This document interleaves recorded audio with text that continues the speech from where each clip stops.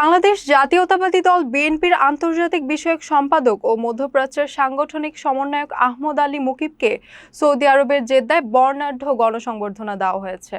হবিগঞ্জ জেলা পরিষদের প্রশাসকের দায়িত্ব পাওয়াও সৌদি আরব সফর উপলক্ষে সংবর্ধনার আয়োজন করা হয়। সৌদি আরব পশ্চিমাঞ্চল বিএনপির সিনিয়র যুগ্ম আহ্বায়ক আব্দুল মান্নানের সভাপতিত্বে ও সদস্য সচিব মীর মনিরুজ্জামান তপনের সঞ্চালনায় অনুষ্ঠানে বিশেষ অতিথি হিসেবে উপস্থিত ছিলেন সিআইপি কেফায়েতুল্লাহ চৌধুরী, মঈন চৌধুরী ও মক্কা প্রাদেশিক বিএনপি সভাপতি জহিরুল ইসলাম হিরো সহ শীর্ষ নেতৃবৃন্দ।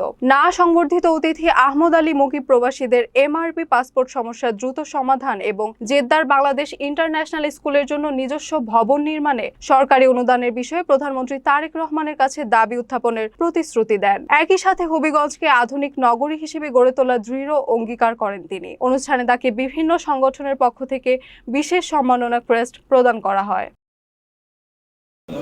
মাননীয় প্রধানমন্ত্রী আমাকে এই পদটি দিয়েছেন, এই দায়িত্ব দিয়েছেন। দায়িত্ব পাওয়া বড় কথা নয়, দায়িত্ব পালন করা সবচেয়ে বড়। দায়িত্ব যদি আমি ঠিকভাবে পালন করতে পারি, এই দলের নাম হবে, আমাদের মাননীয় প্রধানমন্ত্রীর নাম হবে। আপনারা সবাই দোয়া করবেন আল্লাহর কাছে, কায়েমুল ভাইকে আমাকে যে দায়িত্ব দিয়েছে, আল্লাহ যেন আমি ঠিকভাবে পালন করতে পারি, আপনাদের কাছে দোয়া পাচ্ছি। দ্বিতীয়, যে কে আর চাহিব প্রভু তোমার চরণ তলে, তুমি যার সে আবার কি চাইবে ভূমণ্ডলে। যেহেতু আপনাদের সাথে দীর্ঘদিন আমি 35 বছর এখানে ছিলাম, আপনাদের দাবি দাওয়া আল্লাহর রহমতে আমি মাননীয় প্রধানমন্ত্রীর কাছে সরাসরি আমি পৌঁছে দিতে পারবো।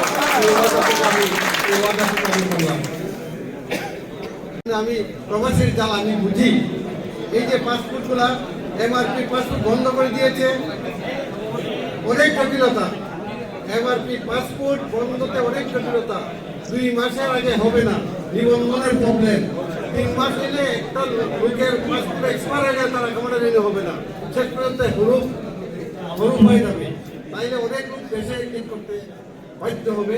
এই জন্য দেশের স্বার্থে, জাতির স্বার্থে এই পাসপোর্টটা যদি চালু থাকে, প্রধানমন্ত্রী মাননীয় প্রধানমন্ত্রীকে গিয়েই দ্বিতীয় দিনে আমি বলে স্কুলের ব্যাপারটা বলেছেন, স্কুলের জায়গা। যেহেতু আমিও এই দেশের প্রধান ছিলাম, এখনো আছি, ভবিষ্যতে থাকবো। আমার সন্তানরা এই স্কুলে পড়েছে, আবার আমি আমার সৌদি আরব, আমার ছেলেকেও সৌদি আরব বিয়ে করে দিয়েছি।